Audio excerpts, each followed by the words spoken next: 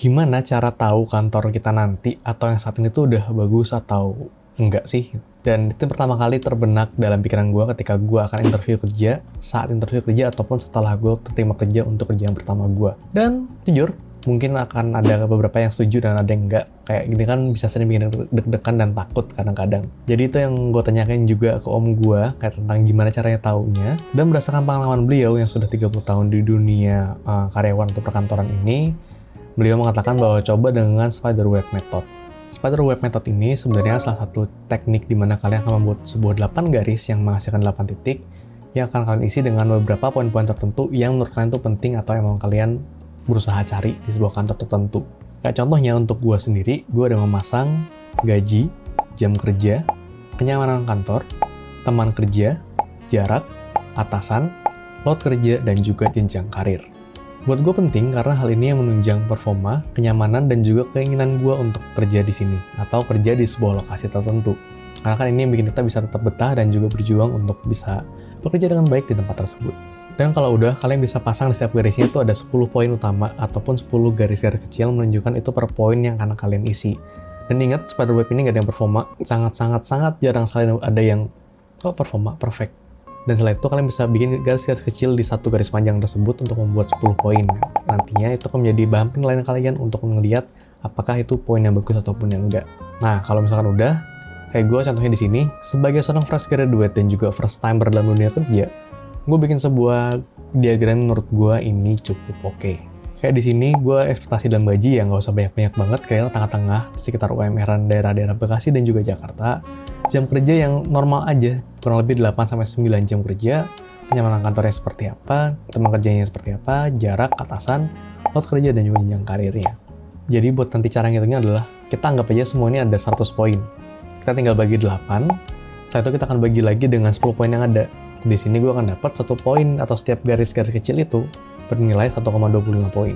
Yang artinya setiap satu subjek atau setiap satu subtema yang di situ akan mendapatkan totalnya adalah 12,5 poin. Setelah itu, kalian tinggal lihat aja dan garisi yang ideal untuk kalian itu seperti apa. Dan ingat, ini nggak bisa perfect banget loh ya. Nggak ada yang bisa seperfect itu.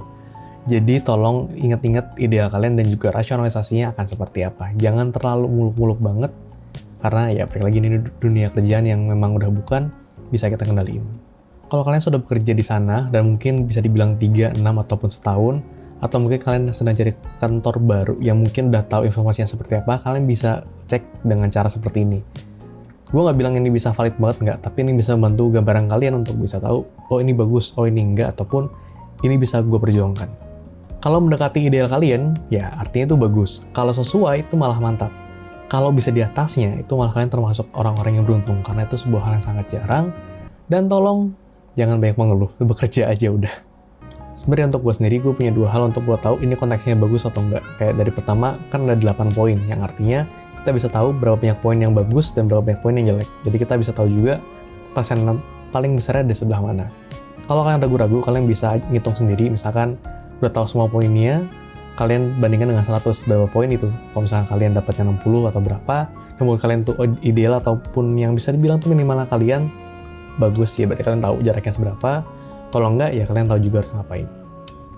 Dan sekian sharing yang pengen gue kasih ke kalian, karena ini salah satu hal yang baru gue dapati, atau baru gue pahami, atau bahkan gue baru ngeh ada seperti ini untuk bisa gue langsung terapkan untuk beberapa hal yang pengen gue cari tahu ukurannya sendiri itu seperti apa. Dan ingat, ini nggak selalu valid buat orang lain, ini hanya untuk diri kalian sendiri. Dan ingat juga kalau misalkan kalian ngelakuin ini tuh nggak apa-apa, bukan sebuah hal yang tabu atau yang kurang, karena kan juga bekerja itu nggak hanya kantor yang tahu kita seperti apa dan nilai kita gimana, kita juga bisa nilai sebaliknya, karena balik kerja itu sebuah deal atau kesepakatan dari antara dua belah pihak di mana sama-sama dapat benefit yang saling menguntungkan satu sama lainnya.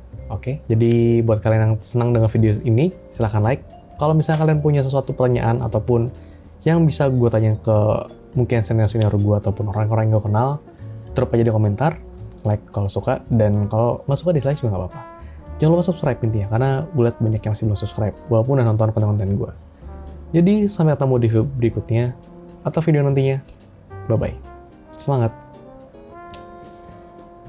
Gila, gue kabutnya panjang atau gue yang agak ngantuk ya? Gue lagi kurang istirahat kayaknya.